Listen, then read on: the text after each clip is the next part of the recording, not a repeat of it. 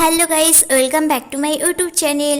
ছিলাম ভালোই বসে, হঠাৎ কি মন হলো, তাই ভাবলাম পাশেই একটা মন্দির আছে, তো সেখান থেকে চলো ঘুরে আসি। তো তখন দুপুরবেলায় ছিল, চারিদিকে দেখো কি সুন্দর রোদ্দুর। আর সেই দিনকে না একটু বৃষ্টি হয়েছিল, তাই রাস্তাটা কাদায় ছিল। আর ঠান্ডা ঠান্ডা ওয়েদার ছিল, মানে তেমন একটা গরম ছিল না। এই মন্দিরটা ছিল গঙ্গার ধারে, মাঝে মাঝেই আমরা এই মন্দিরে ঘুরতে আসি। তো এই দেখো মন্দিরের চারিদিকে তো সুন্দর সুন্দর গাছ, আরও সুন্দর সুন্দর তো ফুল গাছ ছিল। আর মন্দিরটা তো দারুণ ছিল। এই মন্দিরটার নাম হচ্ছে স্বর্ণ মন্দির, মানে এখনও পুরোপুরি স্বর্ণ মন্দির হয়নি, কিছুটা বাকি আছে, এখনও কমপ্লিট হয়নি যেটাকে বলে। আর এইটা ছিল শিব মূর্তি। তো মন্দিরটা তো ত্রিশক্তি মন্দির, মন্দিরের নাম, কিন্তু সবাই এই মন্দিরটাকে না স্বর্ণ মন্দির বলে চেনে। তো মন্দিরের চারিদিকে সুন্দর সুন্দর ফুল গাছ ছিল। তো ফুল গাছে নানান রকমের ফুল গাছে ফুল ফুটেছিল। তো তারপরে আমরা এই দুপুরবেলা এসেছিলাম, তো চারিদিকে কোনো কেউ ছিল না, পুরো নিস্তব্ধ ছিল। আমি আর আমার বোনই মিলেই গেছিলাম। তো তার জন্য পুরো চারিদিকটা ঘুরেছিলাম, অনেক আড্ডা দিয়েছিলাম।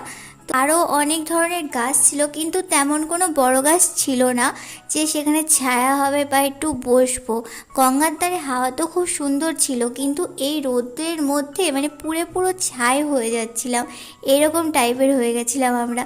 কিন্তু ওই যে বললাম, কিছু ফটো, কিছু সেলফি তুললাম, আরও নানান ধরনের ভিডিও করলাম চারিদিকটা, তোমরা তো দেখছোই। আর এই ফুল গাছের মধ্যে একটা সুন্দর ছোট্ট শিব মূর্তি ছিল, যেটা জলের মধ্যে পুরো সুন্দরভাবে বসেছিল এই শিব মূর্তিটা। তো আমার এই জায়গাটা না বেশ ভালো লাগে। আর এখানে হচ্ছে এই মন্দিরটা যিনি প্রতিষ্ঠিত করেছিলেন, তার সমাধি এখানে পাশেই দেওয়া ছিল। তো আমার বোন পাশে গিয়ে দেখছিল যে ইনি কবে মারা গেছেন, ইনার নাম, মানে সমস্ত কিছু। আর তার পাশে না গোলাপ গাছ ছিল, ও আরও মানে গোলাপটার জন্যই ওখানে গিয়েছিল। যাই হোক, ও সাহসী মেয়ে, একটু ওখানে গেছে, দেখেছে, ভালো। আর আমি তো মানে খুবই কম সাহসী, তাই জন্য ওখান থেকে চলে আসলাম। এসে চারিদিকে এইসব ফুল গাছগুলোই দেখছিলাম। জবা ফুল, আরও নানান ধরনের দেখলাম ফুল গাছ আছে, যাই হোক নামটাম জানি না, তো আছে দেখলাম। তো সুন্দর লাগলো বেশ। কয়েকটা গাছে তো ফুল ভর্তি হয়ে গেছিলো, আর কয়েকটা গাছ পুরো শুকিয়ে গিয়েছিলো। তো চারিদিকটা না কেমন একটা যেন বন জঙ্গল মতন হয়ে গেছিলো, আর খুব সুন্দর কিন্তু ছিল এই জায়গাটা। তো চারিদিকটা অতটা পরিষ্কার ছিল না, পুরো একেবারে বন জঙ্গলের মধ্যে যেন মনে হচ্ছে এটা ছিল। তো তারপরে আমি এখানে এসে নিজেকে একটু সাহসী সাহসী প্রমাণিত করছিলাম। সত্যি বলতে না, বড় ব্লগ যে আমি কি ছাড়বো, কি বলবো, আমি নিজেই বুঝতে পারি না যে আমি কি বলবো বড় ব্লগে। শর্ট ভিডিওতে তো যাই হোক করে কিছু একটা বাড়ানো যায়, কিন্তু বড় ব্লগ না, অনেকেই বলে যে বড় ব্লগ দাও, কিন্তু বড় ব্লগ আমি না করতে পারি না ঠিকঠাকভাবে, যে কি করব। ডেলি ব্লগ তো অনেকেই করে, কিন্তু আমি বুঝে উঠতে পারি না। তাই যেই দিন ঘুরতে যাই বা কিছু একটা থাকে, সেই দিনকেই আমি বড় ব্লগ দিই।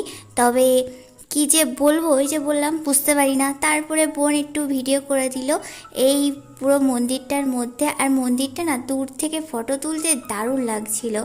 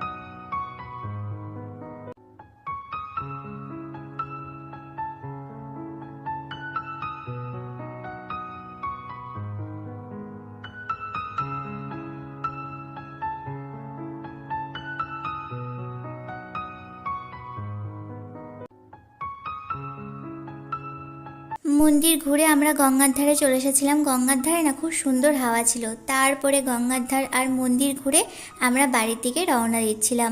তো এই ব্লগটা তোমাদের কেমন লাগলো অবশ্যই বলবে, আর লাইক কমেন্ট শেয়ার করবে, সাবস্ক্রাইব করতে ভুলবে না। তো তো সবাই কিন্তু ভালো থাকবে, সুস্থ থাকবে। তো আমরা বাড়িতে চলে এসেছিলাম, তো আমরা তাহলে আমার বোনের সাথে আড্ডা দিই। তো টাটা, বাই বাই, দেখা হবে নতুন আর একটি ভিডিওতে।